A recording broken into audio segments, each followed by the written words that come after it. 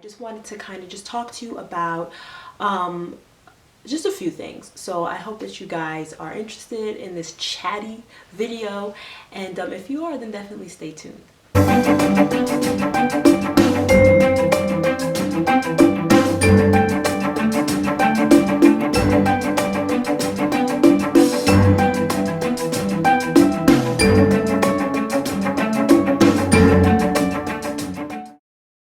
So one thing I just want to talk to you guys about is just like the things that we've been doing. I just feel like I haven't had really a time to just connect and to just chat with those who are subscribed to me. Thank you so much for even caring about what we do in our day-to-day life. So I just want to say thank you for caring to be a part of our lives. I am a new homeschooler, so my experience is totally different from those who have been doing this for years and years. I have 3 kids, ages 6, 3, and 2. So now there's resources that are readily available to me that might not have been available to people who started probably back in 2004, 2005, 2006. So I'm new to the game, and I've been loving it. I've been having a really great time doing it. I've been finding so many wonderful resources, and it's been really rewarding for me. I chose to homeschool because I didn't see any better choice for my kid. Now, my 6-year-old, last year, when he was approaching 5, we were like, okay, he's going to start kindergarten, so let's look for private schools. We were into private Christian schools in our area. We live in Maryland, and we've only been here for a couple of years. We moved from New York, so we didn't know what was out here. So we started going to the Christian schools in our area, and we found that my child was beyond what they were doing. In kindergarten, they were doing A, B, C, D, E, F, G, and he was already reading, and he had been reading since before he was 3. He knew words, and he was sounding out words. So we knew it wasn't a good fit for him. My husband, he's homeschooled. He was homeschooled from about 3rd grade up until high school, through high school and into college. So he actually started at a community college at the age of, I believe, 15 or 16. I mean 16. His younger brother probably started at 15. So they just finished and were on and done. So I have experience with homeschooling, knowing what a homeschooling family looks like. I'm not homeschooled. I was not homeschooled. I was pretty much public schooled all my life. I turned out just fine. I'm not knocking anybody who sends their kids to public school. Wherever you are, your public school can be better than private schools, depending on your community, the taxes, the resources that your community has. So I'm definitely not one that's like, oh, I'm not anti-public school. I'm pro whatever your family needs, whatever is best for your family, and homeschooling was best for ours.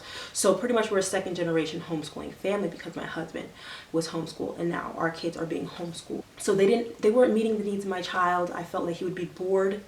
I felt like he would be stunted. So I definitely said, no, we're gonna homeschool.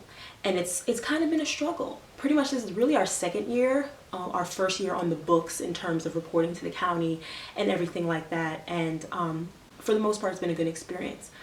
It's very hard for me, I think, and for mothers who have younger kids who are homeschooling an older child at the same time. My issues come from, how do I keep my 2-year-old and 3-year-old occupied? And that's pretty much when I was like, you know what, we got a tot school. They might even be too young for preschool, but I'm gonna school them. And I know that for some people it's like, oh, just let them run and play. But for me, it was hard to structure my day if they were doing their thing and they were being a distraction to my kindergartner, who he's kindergarten. He was 5 in the beginning of the school year. He turned 6 recently, 2 weeks ago. So technically he's a kindergartner, but he does work up until a 3rd grade level, depending on what it is, he can do it. So for him, it was very frustrating because he's a serious kid, and to have his 2 little brothers just running and playing and whatever, while I'm trying to teach him something. So I decided to toddler school, and that's when the activities came out, and the shelf system, and the little workbook activities and things, just to keep them occupied for at least an hour a day. And really, it's not even a straight hour. So for those considering tot schooling and you're like, how long do you toddler school? How long do you do this? I say everything in 15-minute increments. That's it. 2 and 3-year-olds are not going to sit down for half an hour. Might not even sit down for 10 minutes. But if you give them an activity and you work with them, and then when you see their interest starts to waver, break, let them play, and then come back to something else. Break, let them play, come back to something else, and you're done. So about an hour a day, 15-minute intervals, I get about 4 activities in a day with them, and they learn.